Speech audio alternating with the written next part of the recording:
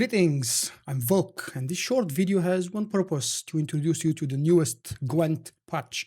It's actually a small hotfix more than a real patch, because what CD Projekt Red did basically is nerf Yennefer the Conjurer and nerf, more or less, Cerys from the Skellige deck.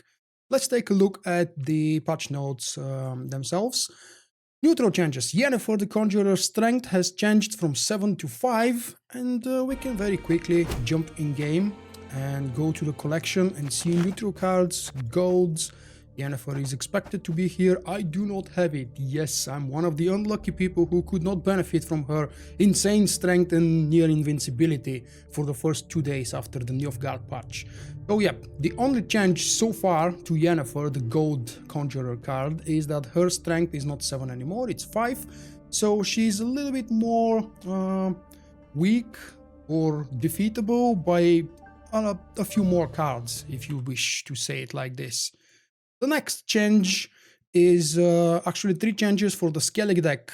Drake Bondu will now be relentless. If you don't know what relentless means, you cannot pick up the card from the board and play it again, because what that card does is actually give you a buff. So let's jump quickly to the Skellige deck again, if I can find it. Skellige.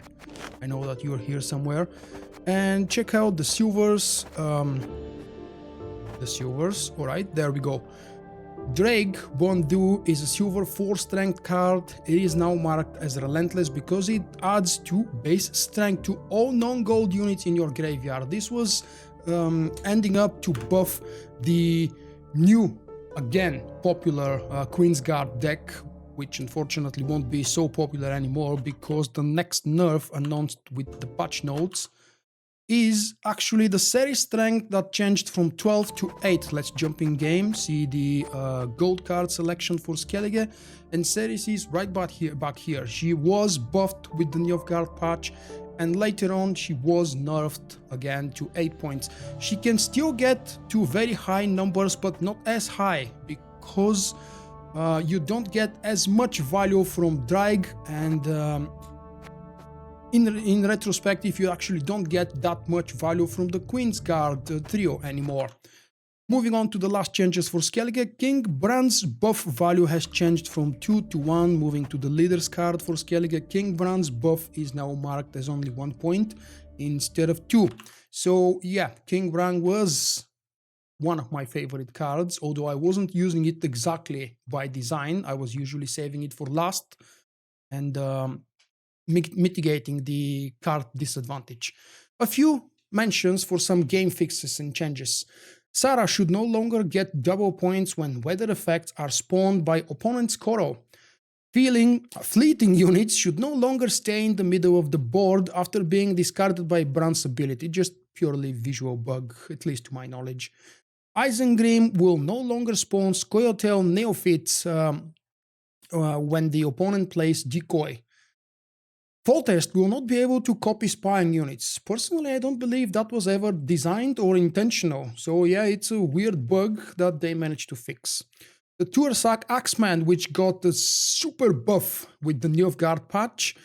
Will Resilience will no longer be buffed by units cleared from the battlefield at the end of the round. So that's, I don't know if it's a change or a fix or a nerf. You can take it whatever way you prefer. Harpies will not spawn more eggs when pushed by Geralt Ard. Again, another thing that I personally believe was considered to be just purely a bug, not intentional and by design. Poker support will not be boosted when the opponent plays Decoy. And the last one, units affected by weather and then replayed on the same roll will now have proper strength. That's actually a very interesting fix, and I'm looking forward to see how exactly that's going to be played around with Decoy and such. And a few tooltip changes. I haven't actually been able to find the tooltip changes, but at least in the English version of the game, which I'm playing and have been playing since October, I believe, which is coincidentally the first and the last time I have ever played the Queensguard deck. But now after the nerf, I don't really know if I will be playing it anymore. So hopefully some of these wordings have been changed. There are a couple of cards that describe the abilities and the buffs and the capabilities overall of the card in a little bit wronger or weird way. So I haven't been able yet because I've logged in a few minutes ago and I've been away at work the whole day today. But hopefully some of these misspelled or wrongly explained features will have been fixed. I don't know what they exactly mean by tooltip changes. So yeah, that's it. The patch is very small. It's very likely that I do that all the time, but I think it's still required that you update the game through GOG, through the GOG Galaxy client. So be sure to run GOG and update it. As we can see, the current version of the game is, well, we can't actually see it here, 0.8.60.15. This is valid as of 8th of February. Happy Gwenting, and I will see you around.